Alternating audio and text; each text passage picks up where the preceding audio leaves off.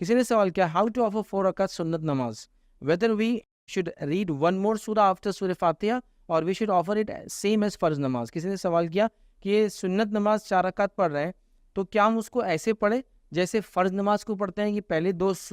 رکعتوں میں سورہ فاتحہ اور سورہ اور بعد میں 2 خاموش صرف سورہ فاتحہ, یا اس میں ہر سورے میں ہم جو ہے سورہ ملا یاد رکھیے سورہ فاتحہ کے بعد. تو یاد رکھیے جو نفل نمازیں ہوتی ہیں اور سنت نمازیں ہوتی ہیں, ان نمازوں میں آپ کو ہر رکعت میں, چاہے آپ 2 رکعت پڑھ رہے ہو یا 4 رکعت, ہر رکعت میں سورہ فاتحہ کے بعد سورہ پڑھنا ہے.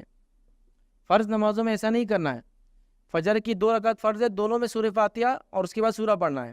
ظہر کی 4 رکعت فرض ہے, اس میں دونوں میں سورہ فاتحہ اور سورہ, اور باقی 2 میں صرف سورہ فاتحہ پڑھنا ہے. عصر کی 4 رکعت فرض, جس میں دونوں میں پہلے سورہ فاتحہ اور 2 الگ سورہ پڑھنا ہے, اور باقی 2 میں صرف سورہ فاتحہ پڑھنا ہے. مغرب کی 3 رکعت فرض, جس میں 2 میں سورہ فاتحہ اور 2 سورہ پڑھنا ہے, اس کے بعد ایک سورہ, اور اس میں خالی سورہ فاتحہ پڑھنا آخری رکعت میں. عشاء کی 4 رکعت فرض ہے, اس میں 2 کے اندر سورہ فاتحہ اور ضمیر سورہ ملانا ہے, 2 کے اندر سے سورہ فاتحہ پڑھنا ہے. لیکن جب نفل نماز کی بات آئیں گے, جیسے ظہر سے پہلے کی 4 نمازیں یاد رکھیے, جو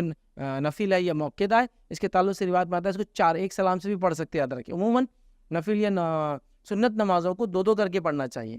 لیکن ظہر کے پہلی 4 کے تعلق سے ایک روایت میں آتا ہے کہ جو ظہر سے پہلے 4 رکعت نماز ایک سلام سے پڑھے تو اس کا فلاں فلاں اجر ہے. تو اگر آپ ایک ساتھ پڑھنا چاہ رہے ہیں تو 2 رکعت میں سورہ فاتحہ اور ضمیر سورہ, اور بعد کی 2 رکعت میں بھی سورہ فاتحہ اور ضمیر سورہ, مطلب اس میں 4 رکعتوں میں سورہ فاتحہ کے بعد سورہ اٹیچ ہوگا,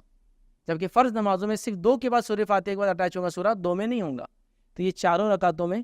آپ 4 رکعت کی نماز پڑھ رہے, چاہے موقع ہو چاہے سنت ہو, کوئی دوسری نماز ہو, فرض کو چھوڑ کر, تو آپ 4 میں سورہ فاتحہ اور 4 میں ضمیر سورہ, مطلب اٹیچ سورہ ہے کچھ نہ کچھ اس کے ساتھ پڑھیں گے. تو لہٰذا 4 رکعت جو سنت آپ پڑھ رہے ہیں